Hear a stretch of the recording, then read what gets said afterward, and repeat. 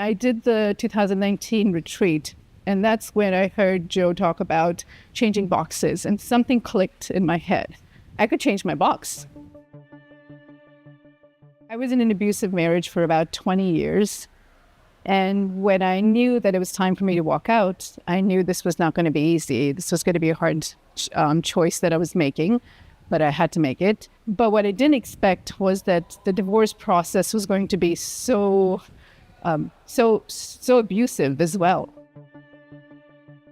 By then, I'd already been doing Joe's work for about 2 years, so I knew what I wanted to create. But my external environment was so hard that it was very hard for me to stay in that state constantly. It became so bad. My PTSD became bad. My anxiety became bad.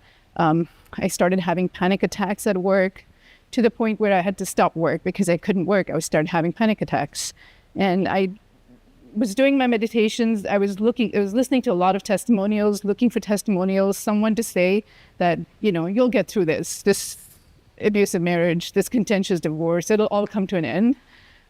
But I was still doing my work, doing my meditations. And I did the 2019 retreat.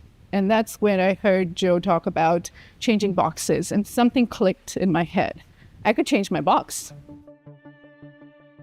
I decided the box that I wanted to be in, what I wanted to create in that box, the love, the peace, the kindness in my heart, and just being able to be in total joy and bliss. I didn't want to be in the box where I was. I wanted to be in the box of peace. Through my marriage, through my divorce, all I was really looking for was peace. So I started doing my meditations even more. I was doing 2-3 meditations a day. I wasn't working. I had the time.